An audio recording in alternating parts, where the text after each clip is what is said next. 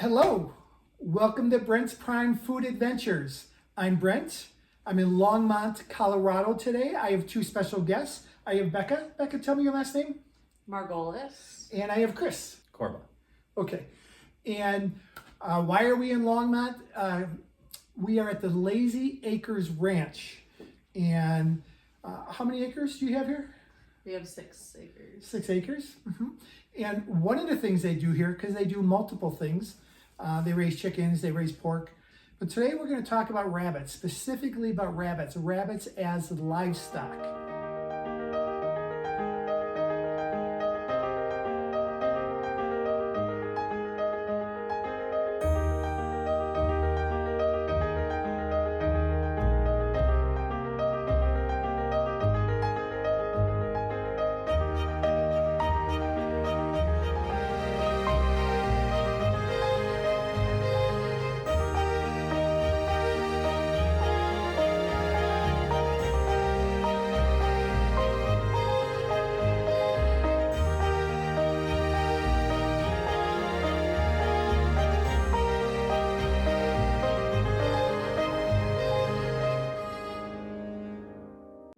How did you find out about this property?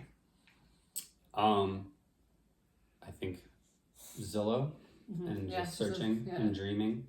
Because I think after we met and we worked on the project and I worked for Becca, and then offered to help her build a chicken coop, and we started hanging out more, we kind of saw that our values were aligned, and even though I had at that point never really been a producer beyond having a small garden every once in a while, just for personal stuff, I think we were looking for acreage. We wanted to be able to have a place that we could do all these things that we had been doing for other people, but do it for ourselves. Because as a contractor, I've been helping people implement earthworks and infrastructure, and seeding and other things that I never get to see. I don't go back to the property, so I don't see the benefits down the road. And I think the same thing for Becca when she was done building the farm where it was, she wasn't going back to it. So being able to have something of our own and not be doing it as a job. About 4 years? Yep. And we're gonna rabbits, chickens, pork. You've done lamb in the past. And goat. Okay. Mm-hmm. Right now we're focusing on rabbits, but it doesn't mean there's not other livestock. This is the first episode of 3 that are going to come from the Lazy Acres Ranch. And we're preparing 3 different rabbit 3 different ways. We're going to pull a rabbit, we're going to smoke a rabbit, and then I'm going to take a rabbit to my chef friend, see how he prepares it. At my store, the family meat market that my family owned for over 60 years, I ran the last 10 years, we sold rabbit, and it was Asian rabbit. I could not believe that domestic rabbits did not exist in the food channel. I used large suppliers. I used large companies. We'd get 2 tons sometimes, but 2,000 pounds would be a minimum truck. And so I had 3 large suppliers. I get 10,000 pounds of product a week. And so these Asian rabbits were part of that distribution network. When I ran across these 2 at the Boulder Farmers Market, I just immediately told them a story about I'm familiar with rabbit. I've eaten rabbit. And it was always from Asia. So I love the fact that these are organically raised, domestically produced products that are really only sold locally. We're going to get to that distribution channel toward the end. So if you're looking for rabbit and you're not in I'm going to call it the Boulder Longmont area, you guys, I'm going to put a URL in the link below where you can get frozen rabbits shipped to you. Becca and Kris aren't going to mind that because they're not shipping anywhere. So you could potentially get rabbits shipped to you through that. Or if you're in the you're just at lazyacresranch.com. What is your... Lazy Acres Ranch code. No, that's the Gmail.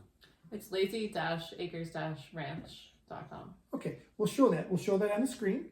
And if you are in the greater Denver area and you want fresh livestock, they also sell eggs as well as chickens.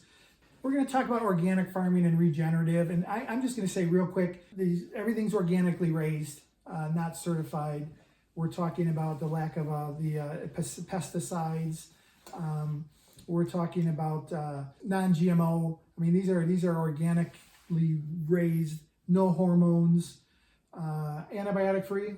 Like basically, we use antibiotics like as needed if the life of the animal is threatened. Yeah. But we're not giving them antibiotics daily. Good.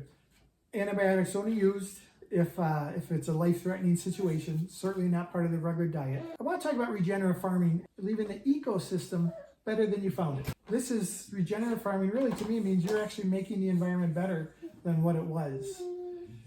That could be through the manure that is being put into the raising when they do the pigs and when they do the lamb. It could be into the hooves. It could be into. We had a long talk. I'll save you guys this about how the pasture land that they have, how they're working to organically get the weeds out of it and get it into a grazing grass. And there's a certain way they do it. Certain livestock will eat in this area, certain livestock will eat in this area, and that does some natural weeding. Any other thoughts, Kris, on regenerative farming just in general? What that means to you? I think, there's plenty of deep hole to go down. But I think in general for us, it's looking at what gives an animal the happiest, healthiest ability to thrive, because that's going to make the best product for us to consume. And then how we manage that animal on the land is going to then determine what happens to the land itself once the animal leaves and goes into the freezer. And then expanding beyond that is what inputs do we need and where are we sourcing them from, because we are also impacting that land by making those purchases.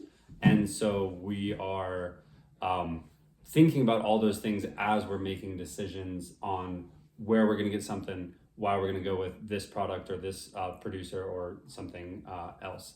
And it leads to the purchasing of a lot of certified organic ingredients, but it doesn't lead to us trying to get certified for each product at this scale right now. It doesn't make sense. Yeah, that makes sense. That's very well said.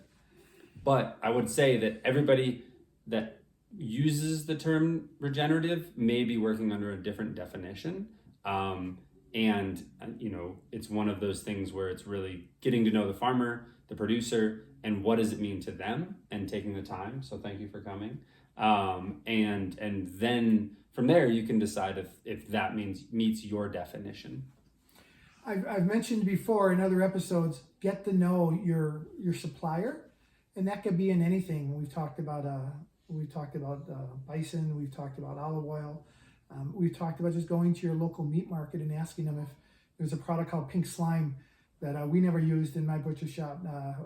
When I owned it, I didn't even know what it was, and but it is in a lot of the ground beef that is sold throughout the United States. And you can just ask your meat cutter. So it's if you're not getting it from a direct source, then you can just get to know your meat cutter, get to know your butcher, get to know your meat counter, the guy behind the meat counter at the big box store you're at, because they will answer the questions truthfully, I feel, when asked about products. So it's great when you meet a small business owner like Kris and Becca, but also know that those same questions need to be asked at the big box stores too, as best you can, or on the internet. We talked a little bit about processing. Let's just leave it at that and know that it's processed on site. They're doing their rabbits and their chickens themselves. Kris and Becca, are you doing that yourselves, or do you have people that do that? We have a few people that help us, and then we often open it up to kind of our local community to see if anybody's interested, whether that's the chicken or the rabbit, because those are the two items that we do process on site. And we're lucky to be in Colorado, where there's now a state law that certifies our right to do that under a state law, and we can do up to 1,000 birds and or rabbits per year under that law without inspection. If we ever wanted to go greater, we'd have to go.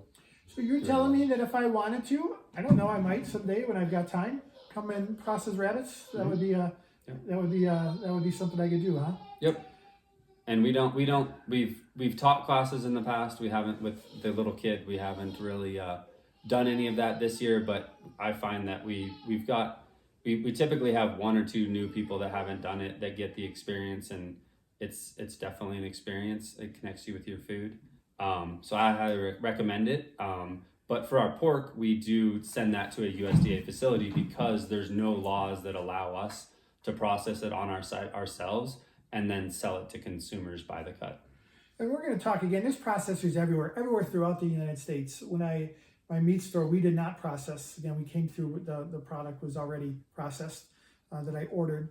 But I was in an organization that involved the processors. They're everywhere, and they're everywhere in Colorado. Colorado's a big ranching company, big farming company. So they load up when they're doing the pork. How many pigs do you put in the trailer? 8 to 12, depending on the year. Then they get processed, and then you come back for them in however. Week and a half. Week and a half. Sounds good. So when the rabbits and the chickens are processed here, if you're going to buy one, it's almost always frozen. You could probably make arrangements, especially if you got the contact right about coming in and getting one fresh, whether that's the poultry or the rabbit that's processed here. But for the most part, it's frozen. It's kept on site frozen. We have multiple freezers. Just curious, with my refrigeration, that probably gave me heartburn as much as anything, owning a gourmet meat market, when the power would go out, or when one of my coils would fail, or when my gas would leak. So do you have a generator, just out of curiosity? So we have a small generator that can really only run one of them at a time. Yeah. But if the power goes out, we obviously know that it's happening. And we're in the freezers on a daily basis. So that gives us a way to check them. We also have little just alarms in them. Nothing fancy, but there's a bunch of beeping in the workshop where the freezers are located. But we've been lucky in the sense that the times that it has gone out for more than 12 hours, we haven't needed to be in and out of the freezers. Yeah. And for the scale that we're at, that's been fine. We've actually had a bigger scare was not because the power went out. A box got put. Apparently, we can't put a box on the bottom shelf of one of the freezers because it holds it open just a little bit. And so we minimized the loss, but there was still loss there because at that point, I guess it was the heat of the summer. This time of year too, as we get down to below freezing at night. I met you at the Boulder Farmers Market, and I know it's still going. It goes from when to when? April through November. April through November. And they just have freezers on site. This is a very common thing at these local farmers markets. When I lived in the Detroit area, I've only been out here for less than a year. I would go to a farmers market in Trenton, and they would have little freezers full of, one of my roast farms would sell lamb, and they knew who I was because they were local, and we'd always sit and talk. You think I talk with people I don't know? Wait till I go with people I know. So these farmers markets are a good source anywhere in the United States for livestock, anywhere. I would just add to the farmers market bit there that you do want to look into who is putting on the market and ensure that they're a producers only market, because there are a lot of resellers out there, and if the market managers and the people that run the market aren't advocates for being a producer only, you have to dive deeper in with each individual stall that you're going to. And we're lucky in the Boulder County area that Boulder County Farmers Markets is a producers only market. So those that are selling meat, veggies, they have to produce them themselves. You can't be a wholesaler or a third-party seller in those markets. But that's just something to be aware of, is not every stall that has cute things is guaranteed to be it. So you have to do a little bit of research yourself. Agreed, absolutely, positively. And that's, again, part of getting to know your supplier, your source. Are you in any other farmers markets? So the last 2 years we've done guest spots. Yeah. And we haven't been full-time, and this year we did a few guest spots in Louisville as well. And next year we're hoping to get into the Boulder Farmers Market year round, or well, for the full season every week. Meaning evenings, Wednesdays, and no, just Saturdays. Okay, are you not? I thought you were already in it for the whole round. No, we're just doing like 8 times a year. Versus like if you go every weekend. Yes. That makes sense because I've looked for you and not seen you. Yeah. I get to the farmers market twice a month, maybe even more than that. And I am going to get to the Louisville one, which is near me as well, because I live in a Boulder area. I've just recently learned about that one. I do know that there's other people who are in farmers markets that are in more than one. There's one in Fort Collins on Sundays. Mm-hmm. Okay. Greg the Bison guy goes to. There's some people end up in the Denver area. Mm-hmm. Carl and Jonathan end up down in the Denver area at certain things that are only like during the holidays. There's different avenues for that, is what I've learned. And there's a Wednesday night, so right now you're just doing the guest spots. You're going to try to get into it full time next year. And there are some people in Boulder. There's another one in Longmont where we are right now. The Boulder's Farmer Market has people in Longmont and Boulder. So it's we're going down a rabbit hole. I don't think I want to go down right now, guys. But just so you know, farmers markets are a good source. Mm-hmm. And the other way is to come to the ranch, and that's where you have to contact them. You have to reach out again. Tell me one more time. It's not a contact. What did we call it? Where they reach out to you? It's a contact form. A contact form. Okay. Yeah, reach out to them. That's one of the ways I reached out to them. I saw them in the farmers market, and I reached out to them on their contact form online, and so I know that it works. What are we going to do first? We're going to do a smoked rabbit, or are we going to do a pulled rabbit? What do you think is going to... The smoked rabbit will be ready first. The smoked rabbit will be up here at the end of this episode. And then in the future episodes that we do, we're going to talk about the episode number 2 will be the nutrition and culinary benefits of rabbits. And then that's the one where we're going to pull the rabbit. And then the next episode, we're going to talk, the third episode and final episode will be the environmental and ethical benefits. Cheers. Now we're walking up into the barn. What's inside the barn, guys? We have our meat rabbits in the barn, and we've got a new set of chicks that will be our new laying hens, and a horse. Okay, Becca and Kris, tell me about the size difference in some of these. Why is this one so much larger, for instance, than the ones that are in the next pen? So each one of these stalls has 2 adult moms in it. We cycle the male from every stall. So the cycling helps to give the moms a break in between litters. If you let them give them like their own freedom, they would get pregnant right after giving birth, which can be stressful on them. So we like to give the females a little bit of a break after each litter. So we cycle the male through. Is this the dad that just popped up here? The dad's in the back corner, that black and brown. Yep. Yeah. Mm-hmm. So this one here that's feeding is just one of the babies at one point? Yeah, so that was one of her babies, probably about 10 weeks old at this point. And then we butcher around 12 to 14 weeks. So I like to have fun at Brent's Prime Food Adventures, and we're going to talk about breeding like rabbits. Yeah. What is that? What does that mean? Well, rabbits get pregnant very easily. They ovulate at the moment of intercourse. So they can get pregnant at any time, and their breeding cycle is very short. They're only pregnant for 30 days. So, they can reproduce very, very quickly, which is part of the reason why we have the male separated and we cycle him through, because if you just let them all be together, they can reproduce very fast and have a lot of bunnies very quickly. And it can overstress your mothers long term, and it also can be difficult for harvesting because you don't know exactly how old some of the babies are. Whereas in our system here, we're pretty much harvesting 1 stall's worth of rabbits once a month. Okay, yeah, there's a real science to it. I mean, as Kris and I have discussed, and Becca, some of the farming practices, it's a real science, ranching practices. We're going to call it a rabbit ranch, correct? Yep. Right? Okay. So now we have, I'm going to come back to this episode, this stall. Am I calling it right? Yes, we've got 2 moms in here kind of hiding somewhere, and then these babies, our youngest babies right now, they're probably about 4 weeks old. Do you keep track of the ages in your head, or do you have this written down somewhere?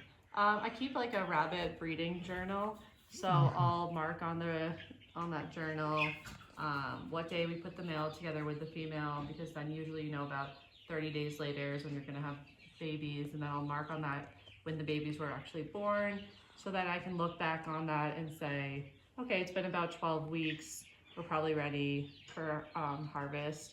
But at the same time, I've been doing rabbits for about 7 or 8 years now, so I've got an eye for it where I can just kind of tell, like, that looks like about a 3-pound dressed rabbit, and I kind of know when they're ready to be harvested. But the journal for sure just helps to wrap my mind around it and make sure we stay on schedule. What is do the rabbits, will they climb on this? Is this a toy? Yeah, so, you know, the way that we set them up like this is called colony style, where they're living together on the ground with each other, versus the traditional way to raise meat rabbits, which is in cages stacked on top of each other. We like this method better because they get to be, you know, in a community and enjoy each other's company. And then part of what we also do in each stall is we'll have houses where they can go in for safety, and also to nest for breeding. So these are not wild rabbits, these are meat rabbits. Yes. In Colorado, again, I live in the Boulder area, there's rabbits in my backyard. There's cottontails everywhere. I see them every day. And I did have cottontails breeding under my patio for a minute, and I'm a bad man because I had my HOA come out and fill that up after making sure all the rabbits were out, because it actually was, my patio was getting damaged because there's such a burrow underneath it that the cement itself had cracked just from the weight of not having anything underneath it. So rabbits are everywhere, but I just, again, want to make the point, these are not cottontails. These are meat rabbits, we're going to call them. Yeah, exactly. So meat rabbits are very different than wild rabbits. You know, just like pretty much all of your farm animals, Sure. they've been selectively bred by humans for hundreds of years for the qualities that you want. So if you're looking for like a large, fast-growing rabbit, so a New Zealand rabbit is a fast-growing rabbit, and they're pretty large. Same with a silver fox rabbit, they're also fast-growing and they're pretty large, but a continental giant is a very large rabbit. So these are about 25% continental giants, so they've got a little bit of that larger gene in them. So they grow quickly and very large, which is what we want, so that, yeah, around 12 weeks we get a 3.5-pound dressed rabbit that has a very, very good meat to bone ratio, or, you know, there's a lot of meat on the bones. Guys, how big is the rabbit before it's dressed? What does it weigh? How much is your loss? I think it's like 5 pounds. We don't track that. I haven't tried to weigh one, but I'm guessing around that. Yeah. Oh boy, as a meat cutter, I tracked it, so I was like 35%. I knew that number, like between when the cattle comes in versus what it is as a steak, what my loss was, because that It's a little helped me. different because we process the rabbits here on the property, so that's why we're bringing them to the butcher, you know, and they're weighing them before and then weighing them after. So we're processing them here, and so we don't, usually weigh them before. But There's no reason to, really. There's no benefit to it. Now I'm in the third stall, and it looks like a cage, but it's not. It's just like a burrow. So you can see there's an opening where the rabbits can go in and out. This is their den is the word that I'm looking for. About how many rabbits do we have in all your stalls right now, if you had to guess? So let me do a little math. There's the male. It's one male. Yeah. There's 2 females in each. So that would be 7. About 7. How many rabbits are in here right now? 27. Yeah. But it's about 10 plus 7. Yeah. So I've been to a couple different ranches before. The one was the Bison Ranch, and they did not do any processing on site. So tell me, do you guys, I know the answer to this, but do you guys take your rabbits out for processing, or do you do it here? So there's nobody that processes rabbits or chickens on a small scale, and there's nobody that processes rabbits, period. So we have to do it ourselves to be able to take advantage of the livestock that we're raising. I love it. So how often are you doing that a month? How many times does that happen? We're about once a month right now. We're doing a processing day, and then we usually are doing about 20 a day. So we're going to just do a little math here. So if you're doing one processing day a month, then you're doing 20 a day, 12 months out of a year. So you're approximately processing 200 to 250 rabbits a year. Does that sound about right? Yeah. What happens if something happens to your male? We've had that happen before. Rabbits are very sensitive creatures. Like littlest changes in their diet can affect their gut biome. They can also like die of fright, which is pretty crazy. So we have lost a male before, and usually if that happens, then I try to find an outside male for another breeder, which is sort of difficult because not a lot of people in Colorado are doing rabbits. But Facebook is actually a pretty good way to find other breeders. So it takes me a little while, but usually I can find one that would work for our system. We've never had to travel out of state to get something that satisfies our needs for the quick growing or big frame. Guys, this is a question. I'm ignorant of so many things. Why would you not just keep one of your rabbits and raise a male and keep that as your, because of the inbreeding, the potential inbreeding? Of course, we don't want to do that. Duh. So there's some selective breeding going on here. Small business owners raising the best animals they can for that, so that they get supply to their consumers and their customers. And the selective breeding goes on a large scale, ranches all across the world, not just here in the United States, not just what's going on here at the Lazy Acres Ranch. I love that you guys are knowledgeable enough to be able to do that and come out with the best quality product for your customers. It amazes me. Instead of, I could never do that. That's not my background. Becca's been doing it for years. She had a mentor in New Orleans for a number of years and was able to learn from him, and then had in her backyard in Denver, had a bunch, and then I started learning from Becca. So Kris says we have some babies here. So we are going to find the little tiny bunnies. But how many are in here, Kris? I think there's 7 or 8 right now. And Mama. okay, Mama is right. Hi, Mama. Hi, big Mama. So, Kris, how does I see the hole there? How does Mama get to the babies? She stuffs it like they would do in nature, and then she'll pull it out to go in when she wants to go in. But at this point, they're not nursing constantly, so she kind of just closes up the den, and then by her being somewhere else, she's keeping the predators away.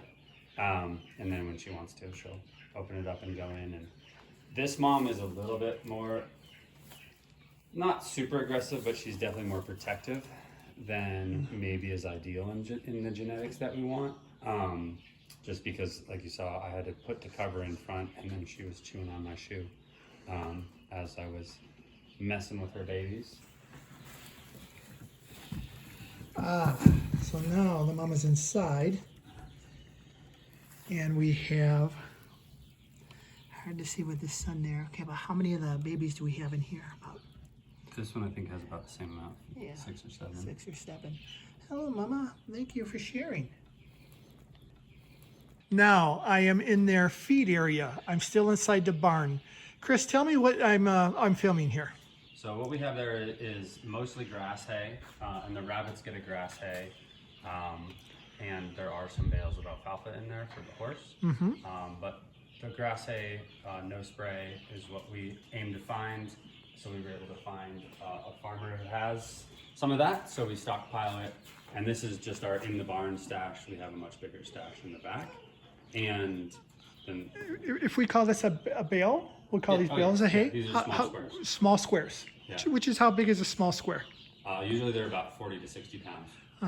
So you'll take one small square and you'll split it up between the 3 stalls at once, typically? No, it's called a flake when it breaks off like this in the packing process. So depending on how many rabbits are in the stall, how old they are, we'll take a flake, a half a flake, and put it out in the morning. And then really depending on how much they've eaten, we may or may not add more. So what Kris had said is it's non-sprayed. We're talking about organic. This is something that hasn't been sprayed with a fertilizer. And in the Boulder County area, there's a fair amount of organic farming that goes on.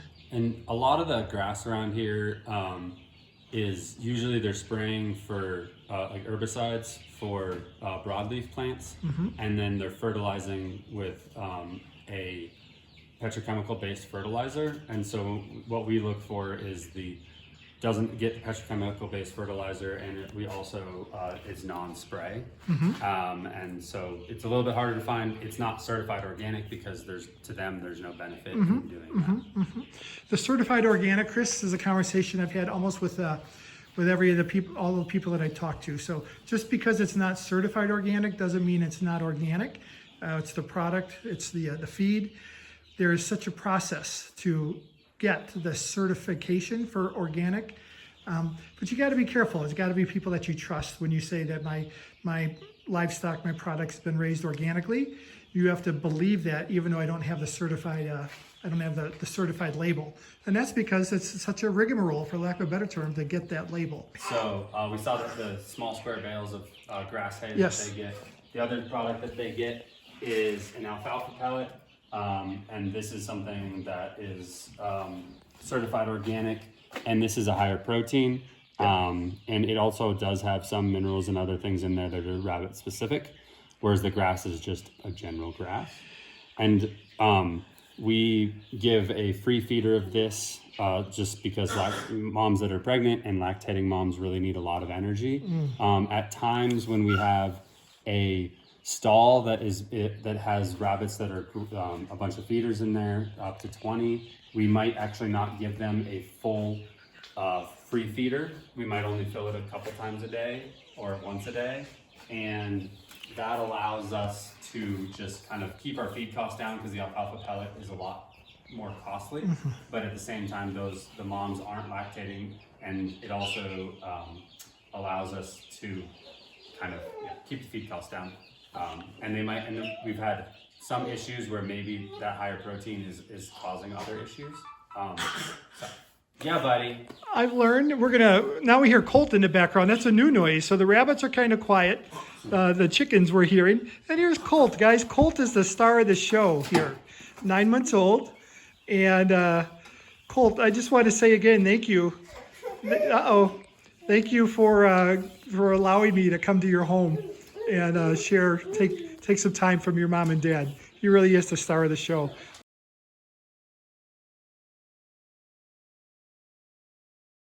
Okay, I'm in the kitchen with Kris. Hi. And Becca. Hi. And Colt. Colt is 9 months old, and he can stand on his own, just thinking about walking. And what we're doing now is we're getting a couple rabbits ready to smoke. And this is a 2-day process.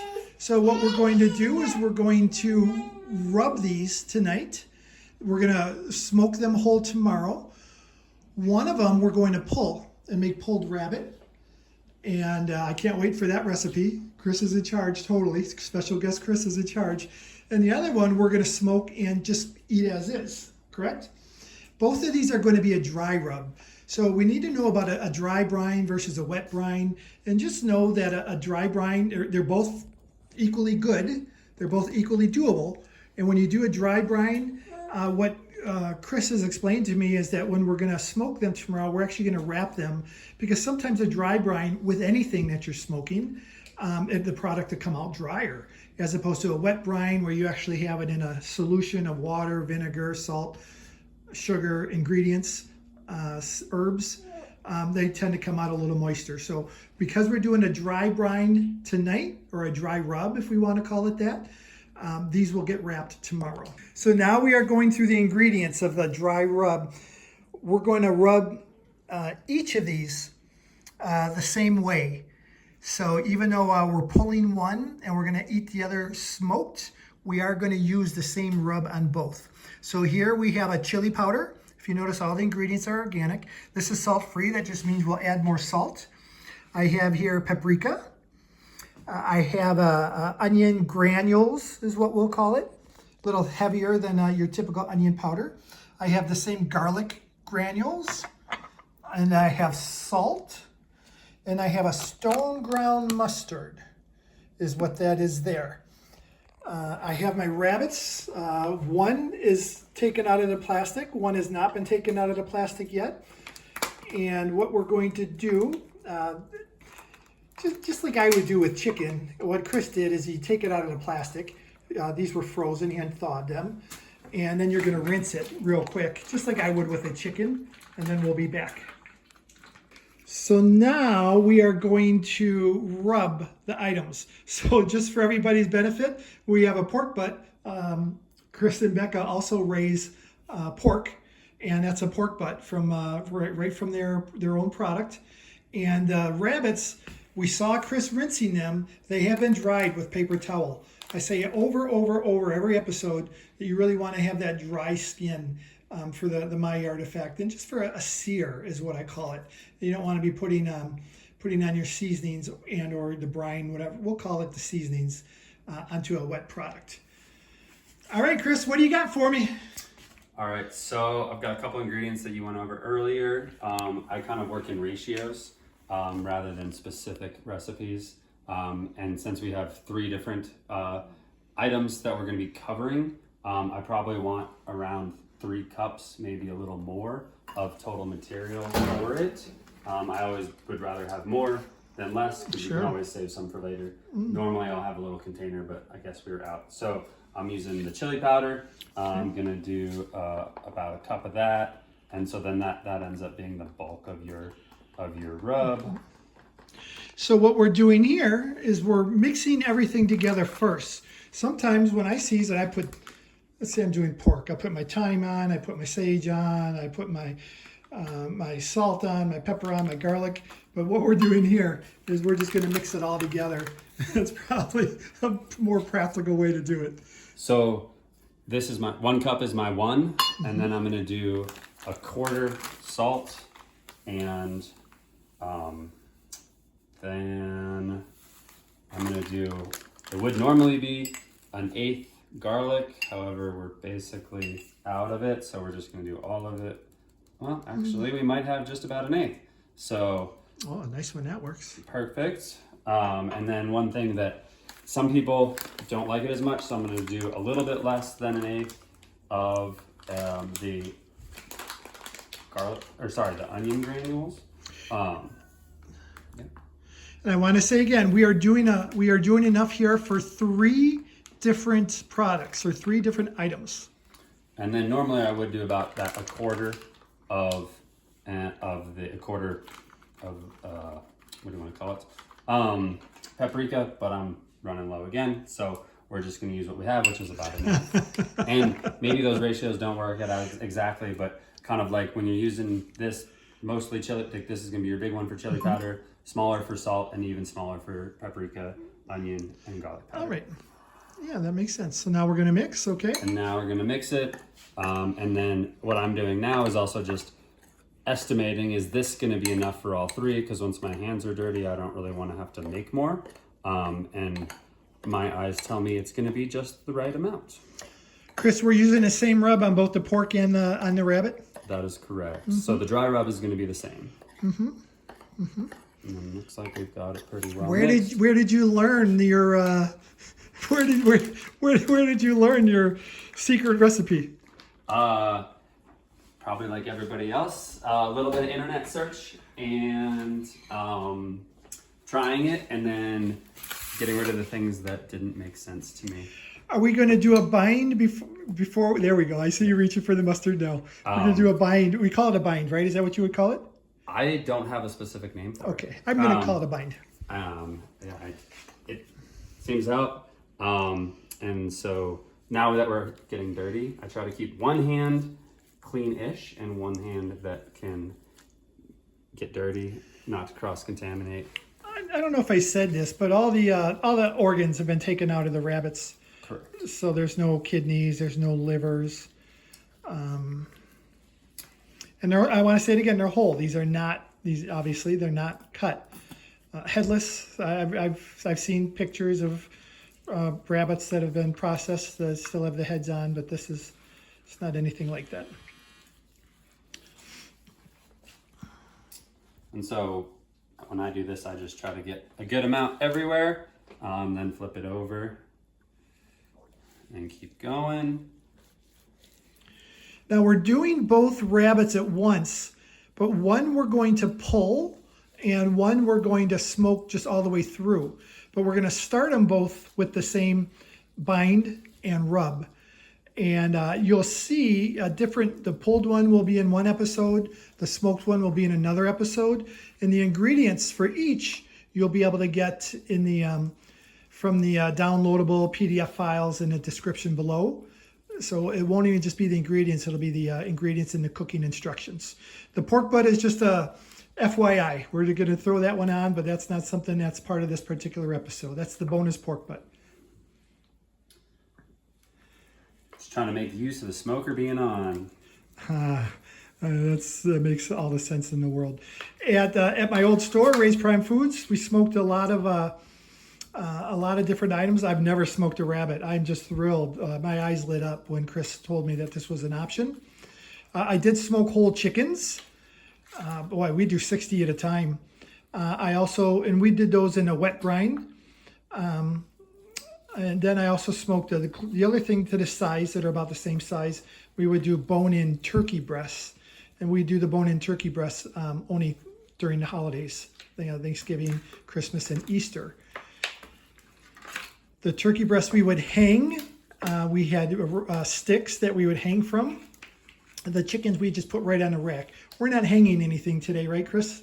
That's correct. Okay. I have a much smaller smoker than the one that you have. All right, and the one episode where we smoked was the very first episode for Brent's Prime Food Adventures. That's when my son Tyler and I smoked kielbasa, 25 pounds of kielbasa. He also did not prepare it and smoked. He also did not have the sticks, so we even put the kielbasa right on the grill, and that worked out well. All right, I'm going to let you go for a second. We'll come back next time when we're putting the rub on. Okay, now we're going to rub. Kris, do your magic. We still have the gloves on that he used to put the stone ground mustard bind on. And if I didn't say this, I'm going to repeat it. If I repeat it, I'm going to apologize. This is the night before we smoke them. So this is the dry rub we're putting on, the dry brine is going to end up just refrigerating. Are we going to cover it with saran before we put it in the fridge? We'll just put them right in the fridge the way they are? Yeah. And then tomorrow is when we're going to do the actual the cooking or the smoking. Kris, I'm going to catch you by surprise when I ask you this, but one of the things that's just something I know is in cattle, in pork, and in lamb, the bone structure is very similar, right? It's the same. The round, the quarter, the front, the back quarter is called the round. The front quarter is called the shoulder or the chuck, and those are the areas because those are where the legs move. Those are the areas that tend to be tougher. You have to cook those low and slow. Whereas this part here we call middle meat when we're talking and that's where all the steaks will come from. So your porterhouse, your T-bones, your prime rib all come from the middle. And do you find when you prepare rabbits that this middle part is more tender than the legs? Just curious. Portions of it, similar to pork, there are a tenderloin within it, or a backstrap, Sure. is sometimes what people call it. Of course. And that is super tender. And it really just depends on how you cook it, because the belly flap, like what I'm working on here, if you let that go too long, that can really get tough. But if you cook it quick, then it's going to be a lot happier. And as you can see, there's really just not as many muscles there compared to the animals that you were discussing a second ago. And so, I think the anatomy is similar, but just the volume is a lot less. And when we smoke them, and you'll see what the final product is and how we can, two different ways of breaking it up. And you'll be able to see the kind of some of those different bits and pieces on the one we pull, as well as the one that will part out. So this, what I would call this, this belly, if it was pork, again, it is very similar. It is what we just talked about with the larger livestock. But the pork belly, that's where the bacon comes from. So if you're going to have raw pork belly, people use that for something called burnt ends. Delicious, but it really is just raw bacon or unsmoked bacon. But most of the belly on pork is going for into bacon. So I do see where the rabbit belly is such a thinner texture, maybe is the right word. I'm not sure. Then this front portion. So I can't wait to see when we smoke them how that's all going to work. Again, one of these we're going to pull, and one of these we're going to just eat smoked. And for the record, Kris, when we do the pulled rabbit, when I would do pulled pork, a lot of times I would add, after the product was made, I would add vinegar, barbecue sauce, additional rub, seasonings. When we pull the rabbit, will we be adding anything else to it, or will we just be eating it the way it is? For the pulled, so what we'll do is we'll wrap them in a way that hopefully retains a lot of the fat that will render out, because even though these animals don't look like they have a lot of fat, there will be a decent amount of liquid.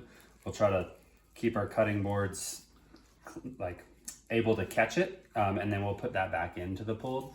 And a lot of the moisture will actually come from the glaze, the honey olive oil glaze that we put on the rabbit that we, we're gonna put on both of them, but the one that we wrap, that glaze will also kind of end up in the final juices from the cook, and that's what we'll put back in. I want to make sure I heard this right. We're going to do a glaze tomorrow, a maple honey glaze? During the first hour and a half of smoking. That sounds great. On both of them, and all three? The pork butt is debatable, but definitely on both the rabbits. All right, good. Fantastic. All right, I'm going to let that go. We have a little bit left over, not much. This has not touched the meat, if you saw the way that Kris was putting this on. And so this is going to get saved for another time. Will you freeze that? Sometimes I would freeze it. No? Okay, good. You use it enough. Okay, so into the refrigerator we go. See you tomorrow, guys. We are now officially on day 2. Kris, how long has this pork butt and this rabbit been in your smoker? For an hour. For an hour. All right. And what temperature do we have the smoker set at? 225. Are we going to keep it at 225 the whole time, or will you be adjusting it? All right. So what we're doing here now, guys, this is day 2. Welcome back, everybody. And we have the rabbit here that hasn't been put in. The rabbit that we're pulling, if I'm correct, Kris, is the one that we put in earlier, right? Obviously. And the rabbit that we're just quote unquote smoking is going in next. Oh my gosh. And when I pulled up in my car, it smelled good already, everybody. That smell of a smoked item is fantastic. I will say again, the pork butt is just a throw-in, as any good chef will do. Kris loves it when I call him a chef. As any good chef will do, you're going to maximize your resources. And the fact is that if you have a smoker going, let's go ahead and do a pulled pork as well. So now what Kris is doing is, this is a glaze, I'm going to call this. If you were just doing one, Kris, instead of the way we're doing it, where we started it and then we're putting another one, would you have glazed them all first? Or does it matter when you put the glaze on? I usually put the glaze on after it's smoked for a while. Okay. Because then your sugars do well. You don't end up with too much stuff on the bottom of the grill. Because the more sugar you add, the more times you add sugar, the more it can come off, and that's what leads to one of the things. It leads to grill fires. Oh yeah, absolutely. We talked about the wood the pellets that we have. Kris isn't sure if it's hickory or apple, so that gives you the ability, guys, to use whatever. Do you have a preference, or not really? Okay. No, I haven't done this all that many times, and since everything's always slightly different, it definitely ends up being a little bit different every time, and there hasn't been any. I'm not a purist of anything, so it's all right. It's all right for it to be different every time. Did you? I didn't notice because I was behind the camera. Did you flip the rabbit or the butt? So not yet. I gotcha. You might have caught me. I did for a second, but then I realized so I put it belly down to start so that the cavity gets smoked. But then for the next half an hour, I'll do it belly up so we don't lose any more. Because it also takes it a while for that fat to start to go. Okay, and I have to talk about what the glaze is. It's 2/3 honey. Kris also is a beekeeper, and it's his own honey. Doesn't get much better than that. And then 1/3 olive oil, correct? Yep. And we discussed when you're doing your glaze the potential to use a maple syrup olive oil mix or maple syrup honey olive oil mix. But Kris prefers the, because he makes it himself, he harvests it himself. He's got his own honey going. And I'm going to go ahead and stop for a minute. Kris isn't going to stop. I'll go ahead and pick that up, I think, when we put the third item in. Okay, we're back, everybody. And now we're going to put on the second rabbit. Okay, the one that did not get the head start. And these have been glazed and rotated. You can see where the one rabbit has been put on its back. It'll be left there. He glazed the back first, then he flipped it, and then he glazed the top. And we'll go ahead and put this rabbit on. We're not going to glaze that for about how long? Until we put that top to glaze on the top? We'll go in here in a half an hour. All right, sounds great. So now Kris has butcher paper. This is not freezer paper. This is not parchment paper. This is butcher paper. Somebody who owned a meat store, I can tell you all the differences. In fact, I just told Kris whether he wanted to hear it or not. What we're going to do is we're going to wrap now.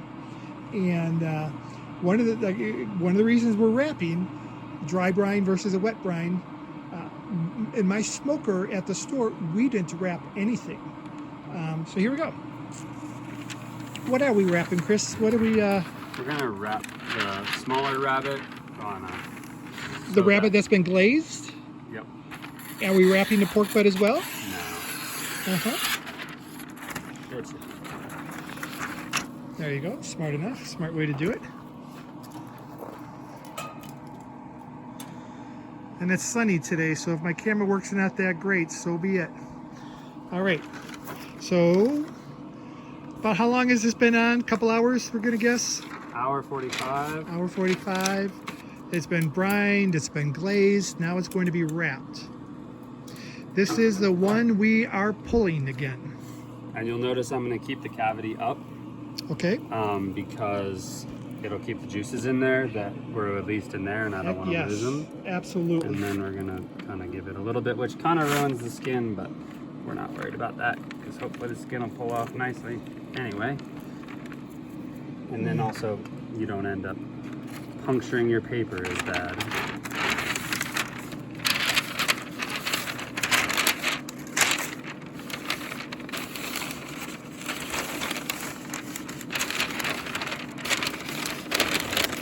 I will say this again, you don't use freezer paper. Freezer paper has a coat of wax on it. You could use parchment paper, but parchment paper is not as thick. There's a very clear butcher paper. People would come to my store and ask for butcher paper. I never had it. We had freezer wrap only. And I'm going to repeat important information, and that was that it's belly side up, because that cavity is where the moisture is going to collect. I think in every episode I've talked about moisture and its value in the process. How important it is to keep things moist, whether it's something that's been put in the freezer and it's been in the freezer too long and it loses the moisture, whether it's something that you're making low and slow in a crock pot and you're opening the lid too often and you're losing your moisture that way, or in this particular case, and I see where Kris is using toothpicks there. It's very clever. I think you could tape as well. Would masking tape work? Have you ever tried? No? I just figured I don't want that in the heat. That makes sense. And so now we're gonna switch them around so that this guy can get more of the heat. Okay, we're back to the smoker now, and well, we were having such a good time together. This is a true story. This is no exaggeration. That we ran out of pellets. So the smoker had dropped down to about 100 degrees, We're bringing it back up, guys. Bringing it back up to 2 1/4. Kris, have you found that colder days it takes longer to smoke? Yeah. I also have a jacket for it that I can put on it. So. Do you? When you say you can, do you? Yeah, in colder temps. I mean, today's fine. It's 70 out. There's sun. You know, that's not really gonna. I mean, it would actually probably conserve some pellets.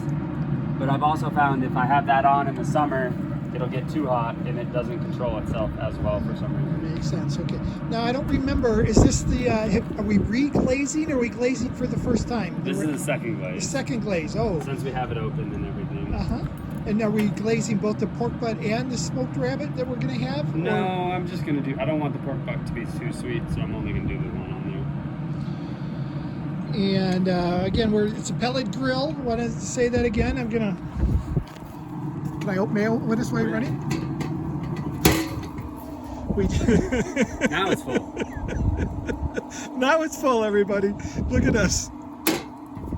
Live and learn. Again. Oh, it smells so good out here right now, guys.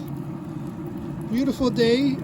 We're in early November, and it's about 70 degrees outside. So I think we had an all-time high for the month ever a couple days ago.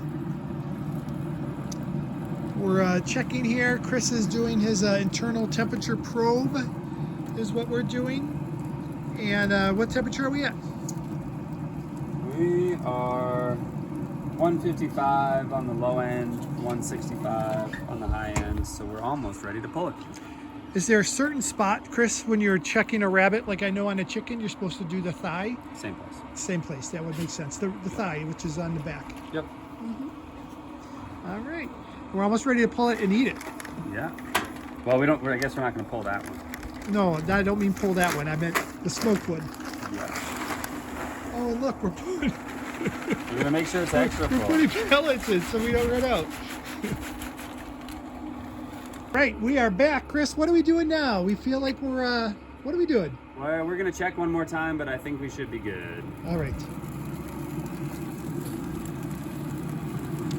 All right, let's just get a close-up at this, so we'll get a close-up. All right, so we're gonna go right into that thigh area that we talked about. Oh yeah, we're at 180. That's good, that's a dunner. That's plenty good. Check this one while I'm at it. 153. Are we going to, what are we gonna do with the one we're gonna pull later? Well, I'm going to check it now because it's been in for an extra hour. Would you feel that it's appropriate to put the probe right in through the paper? No? You can, but you can't see where you're doing it, so you don't know right, what you're hitting. Right. Yeah, that makes sense. Definitely. And the last time I did it on this side, and apparently that was the front of the rabbit. All right, that makes sense.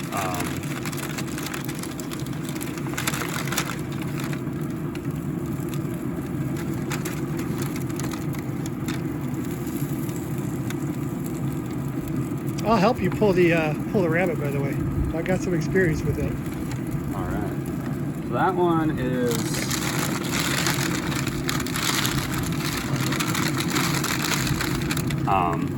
we've reached temp, but we'll let it go for a little bit longer. The pork chops or the pork shoulders will be in there anyway, so we might as well, since this is on, we might as well leave it there. So when you say we've reached temp, I want to just make it clear that the temperature for the one we're just going to take out whole that's smoked, you can shut it if you want so we can preserve the heat, is going to be 145, 155, 165 depending upon your preference. So I got a little confused because we do pork all the time.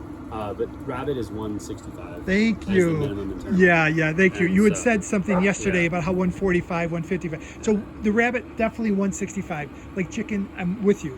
Yeah. Okay, the smoked rat, you could cook to 165. Yeah, and we just checked and our internals getting up. So Okay, and now what we're going to do on the pulled rabbit, though, we're going to cook it to 165. the pulled. The pulled rabbit is going to probably go higher than that. 195 is what I would do. That's what I 195. would cook a pork butt to. Okay, Okay. so we could try it if we want. It was just at it was like 175. Okay, When I checked that one. Alright. So let me do it just one time for me. We'll try it 195. yeah. Okay, here we go, Kris. This is dinner, and we are cutting off. We're going to call those the side flaps. Belly flap is what we Belly call flaps. it. We have Becca and Colt watching. Becca, I'm going to put you on for a second. Here we are. Colt just woke up from nap. Colt's the man.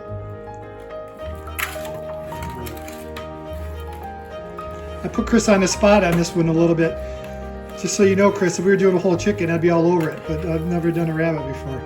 I could do a chicken in my sleep, or not my sleep, with my eyes closed. No, I'm serious. Yeah, I understand. I watched this a video of this not too long ago, and there's a joint just like there is with chicken when you're taking off the legs. There. Wow, what's Daddy doing? Oh, he's got work to do, right?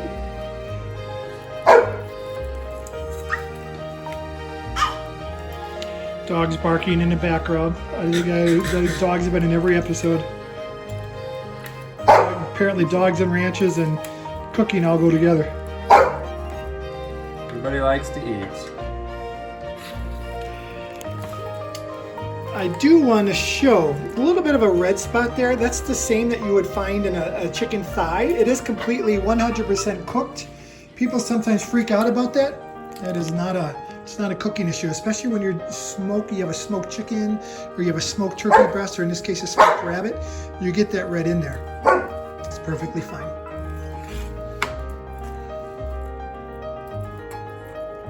By the way, I'm going to take the carcasses, and I'll be making some stock. That'll come as no surprise to my viewers.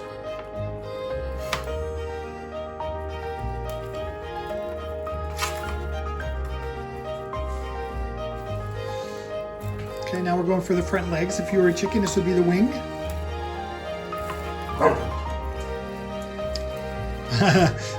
Dogs know how good it smells. If you guys were here to smell it, it smells like I'm in a little bit of heaven right now.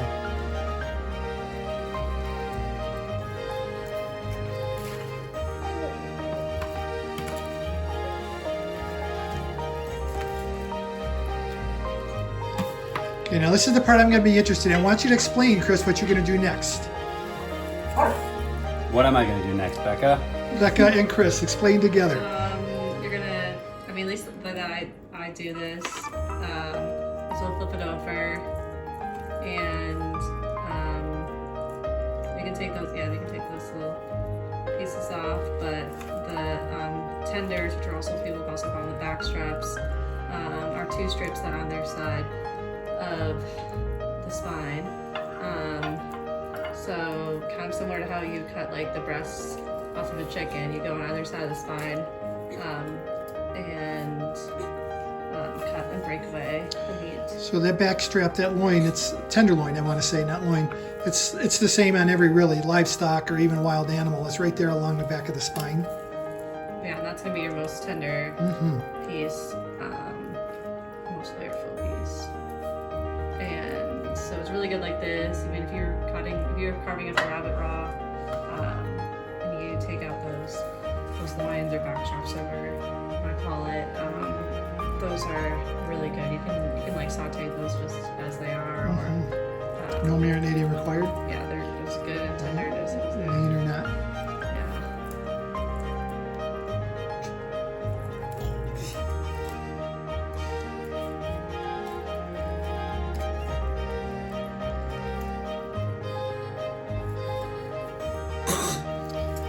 Adore your son, he's fierce. It's true. Sometimes it's a little harder when it's like full off the bone kind of. So here's what happened, Kris, is Becca's holding the baby and I'm holding the phone. So you're the one that got nominated. I was going to offer to hold the baby, but then one of you guys would have to film. So then you'd have to film. We're probably better off doing it this way.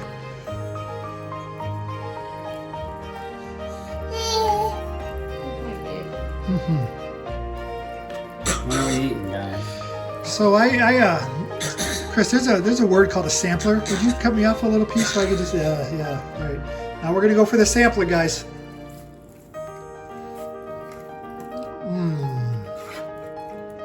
Wow, is that wonderful. I'm gonna describe that as sweet.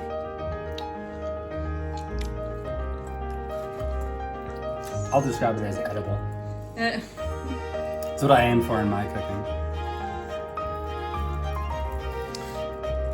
And then this is all just rib meat, and it's really just fingers, right? To pop it off. Yeah, I honestly don't even really try to mess with it too much because there's not a lot of meat on it, so I just leave it for stock. But Or if there are people around, put this there and they can take their pickings.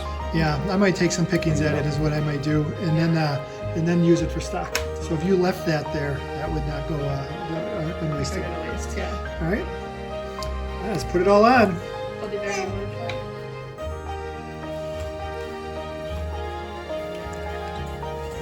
Prince gets some. Oh, look at that! Dogs everywhere, and a little bit just got dropped accidentally. And here we go. Here's Colt trying some. We'll probably should try it again. I love it. Decide if you like it or not, but. Here we go again, guys. Cheers. So here we have our rabbit, some homemade mashed potatoes, carrots that were grown right in the garden outside with herbs that came right from the garden. Rosemary and thyme.